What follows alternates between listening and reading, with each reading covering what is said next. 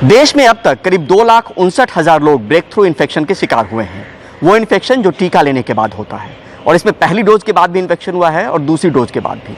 साथ में ये भी बताना ज़रूरी है कि जो तीनों टीकाकरण अभियान में शामिल हैं, चाहे वो कोवैक्सीन हो, कोविशील्ड हो या स्पुतनिक हो, इन तीनों में ब्रेक थ्रू की शिकायत मिली है और दोनों ही डोज के बाद मिली है। और अब अगर आपको बताएं कि पहली डोज के बाद ये तादाद जो है, वो संख्या वो कहीं ज़्यादा है। करीब 1,71,000 से ज़्यादा लोग पहली डोज के बाद ब्रेक थ्रू इन्फेक्शन के शिकार हुए।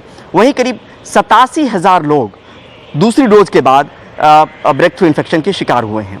और ये लगातार मंत्रालय की तरफ से भी कहा गया है कि टीका लेने के बाद भी इन्फेक्शन हो सकता है, लेकिन मंत्रालय का जोर हमेशा इस बात पर को लेकर रहा है कि टीके के बाद सीवेरिटी और मोर्टिलिटी की आशंका जो है घट जाती है, यानी गंभीर रूप से बीमार आप नहीं होंगे और मरने की आशंका घट जाएगी। यानी जो इन्फेक्शन होगा, जो संक्रमण होगा, वो बहुत माइल्ड होगा, मामूली होगा। और इस बात को लेकर बार बार स्वास्थ्य मंत्रालय की तरफ से ये बात कही गई है ताकि लोगों में ये भरोसा बरकरार रहे कि टीका जो है कोरोना का, वो अब भी इफेक्टिव है और वो प्रभावी है। लेकिन अब इसको लेकर हो क्या रहा है कि वैक्सीन ट्रैकिंग पोर्टल बनाने की योजना है भारत सरकार की, केंद्रीय स्वास्थ्य मंत्रालय की, और उम्मीद है कि अगले हफ्ते ये लॉन्च हो जाएगी। उस पोर्टल पे देश की पूरी जनता देख पाएगी, वो पब्लिक डोमेन में होगा और पूरे देश के आंकड़े होंगे कि ब्रेक थ्रू इन्फेक्शन से आखिर कितने लोग उसके शिकार हुए हैं, उसमें कितने को हॉस्पिटलाइजेशन की नौबत आई, कितने लोगों की मौत हुई।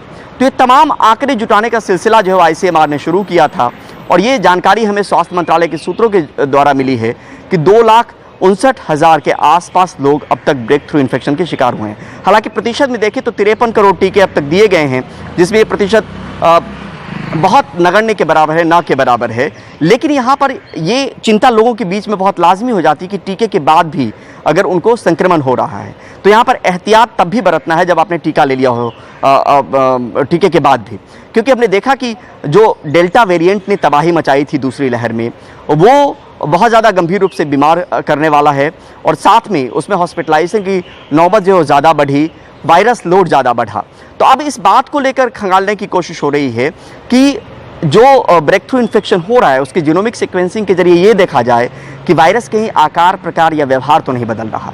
लेकिन ये यहाँ पर बताना बहुत ज़रूरी है कि पूरे दुनिया में कहीं भी जो टीका है कोरोना का, उसके बाद भी इन्फेक्शन की शिकायत आ रही है, और इसको लेकर मुस्तैदी भी यहाँ पर बढ़ती जा रही है भारत में। और एक वैक्सीन ट्रैकिंग पोर्टल भी बनाया जा रहा है जिसपे तमाम जो जानकारियाँ होंगी वो लोगों के सामने में होंगी, पब्लिक डोमेन में होंगी, ताकि लोग उसको देख पाएँ। भरोसे की बहाली स्वास्थ्य मंत्रालय कर पाए लोगों में कि टीकाकरण अब भी प्रभावी है। और एक बात बताना यहाँ पर बहुत लाजमी है कि ये हमेशा से साइंस और शोध के दम पे कहा जाता रहा है कि टीका लेने के बाद आप गंभीर रूप से बीमार नहीं होंगे, हॉस्पिटलाइजेशन की नौबत बहुत कम आती है, मोर्टिलिटी की जो आशंका है वो कम हो जाती है। लेकिन ये बताना यहाँ पर ज़रूरी है कि 2,59,000 लोग ब्रेक थ्रू इन्फेक्शन के शिकार हुए हैं, यानी टीका लेने के बाद वो संक्रमित हुए हैं। नई दिल्ली से परिमल कुमार, एनडीटीवी इंडिया।